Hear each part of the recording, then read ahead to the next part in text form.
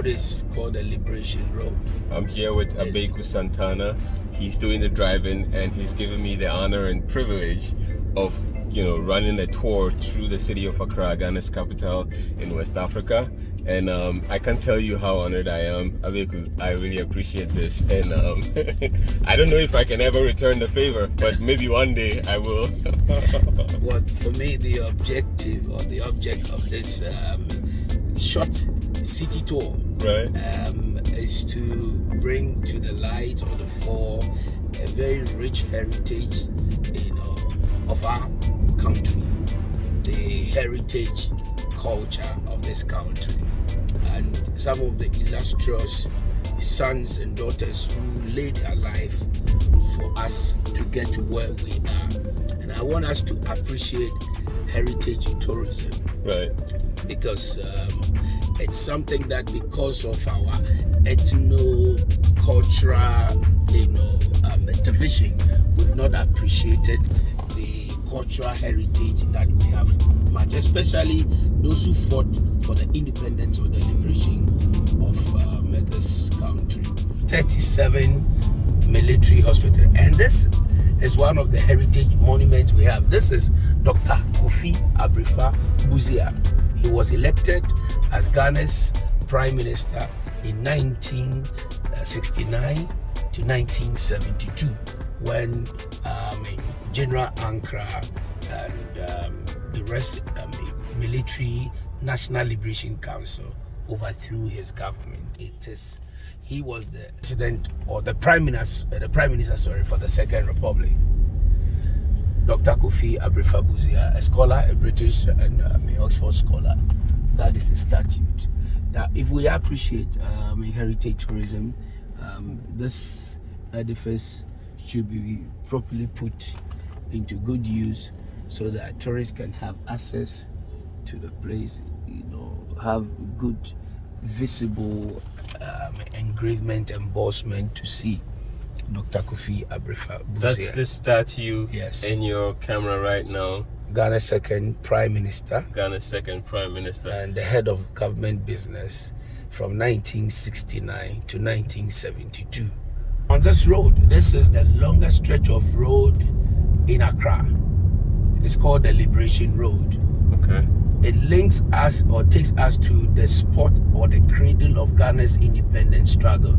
That is the Independence Arch. And that is the 37 military hospital. That's the 37 military hospital in your view? It's a teaching hospital, a referral hospital. It's a teaching hospital, like Abeiku just said.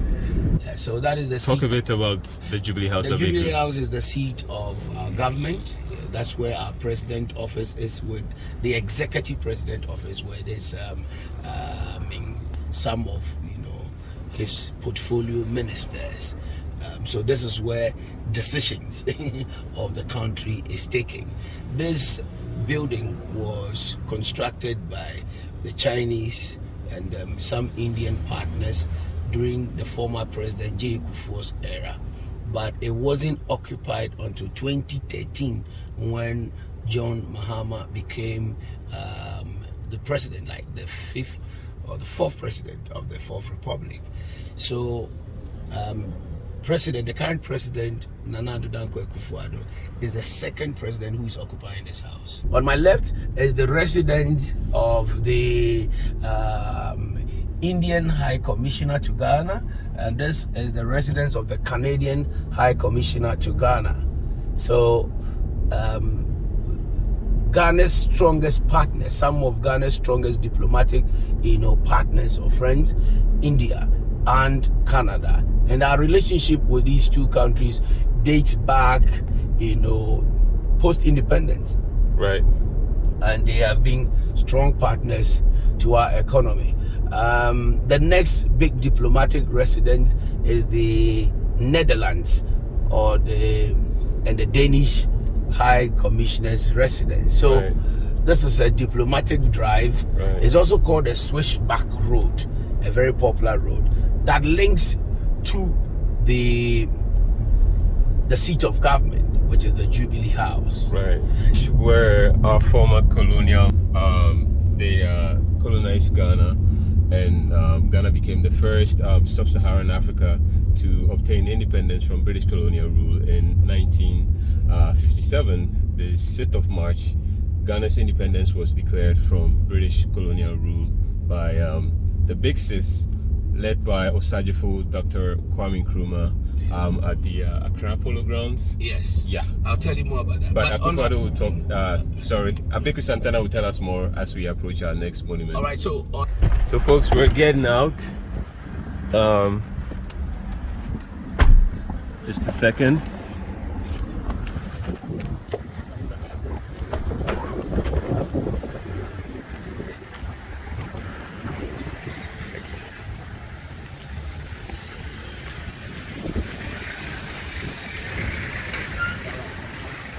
like I said, welcome to the heritage site.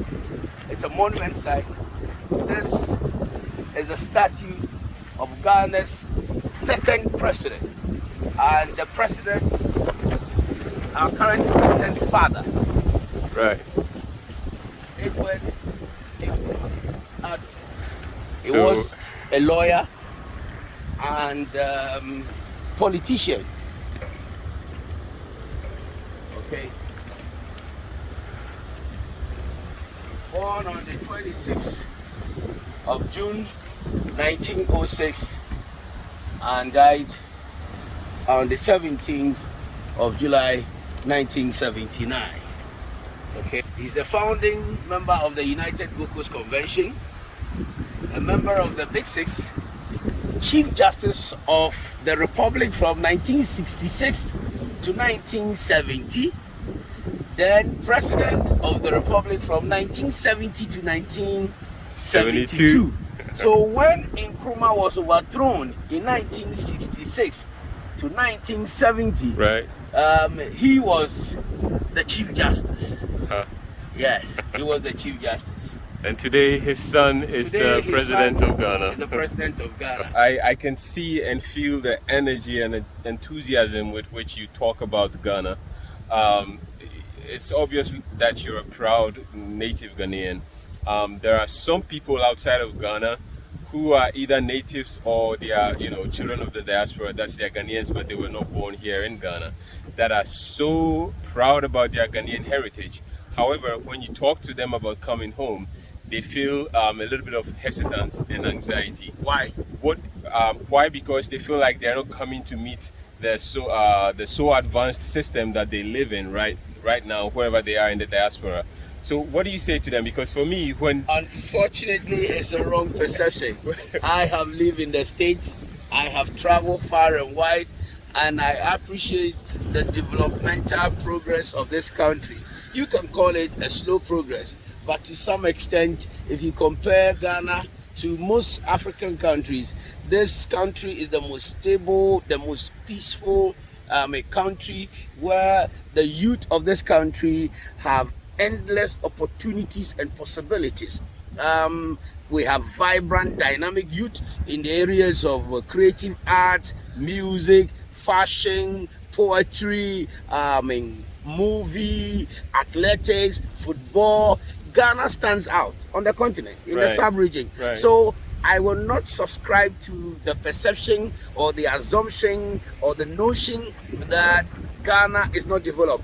It is the fastest growing economy in Africa. Accra is the most peaceful city you can find all over the world. You can get it. I don't want to mention other countries that I know that, in every 5 minutes there's a gunshot. Gun killing is something very alien to our culture. Right. So I will encourage our diasporans to come home, especially Ghanaians and even African Americans or Americans of African descent to come home, because this is where they belong to. Marcus Garvey said that let us go to Africa, not just because we are black, but because that is where we come from. There are 48 castles and forts, that is slave dungeons, castles and forts in Africa. Right. Out of the 48, 46 are found in Ghana. And the mass exodus of black people to the Caribbean, to the Americas, in the diaspora, majority of them came from Ghana. From Axim to Keta, there are forts and castles. The Portuguese or the early Europeans came here in 1427, started building their forts and trade posts.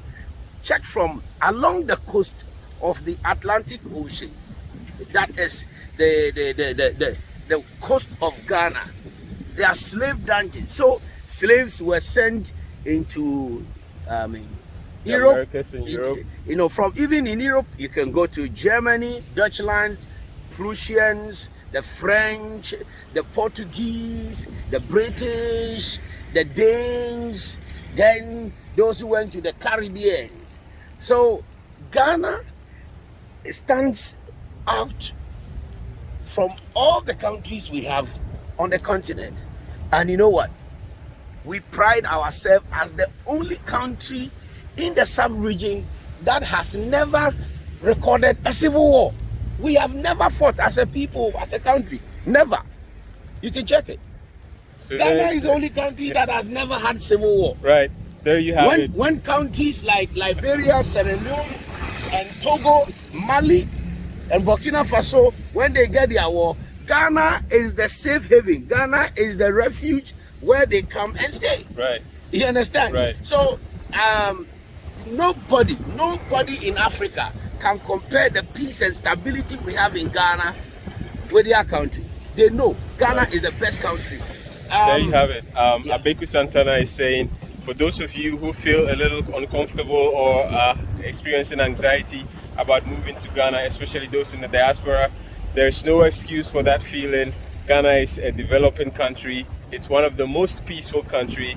It's the hub and safe haven for both development and progress for Africans and for the diaspora. And so if you have a feeling of coming to Ghana, then that's your soul speaking to your mind to bring you back home. In this digital age, right? In this digital age, I don't want to mention any country, but if you want the fastest internet in Africa, you can get it in Ghana. There you go. So we're going to continue our journey. We'll be back. We're here at the Dankwa Circle. We're going to go to the monument site and hang on. We'll be with you. All right. Go. Welcome to one of the monument sites, a heritage site of Ghana's first president, a member of the Big Six, Dr. Kwame Nkrumah. Dr. Kwame Nkrumah was a philosopher. He studied philosophy, and his dream was to study law at Grace in London, and that couldn't materialize. But he's a doctor of philosophy.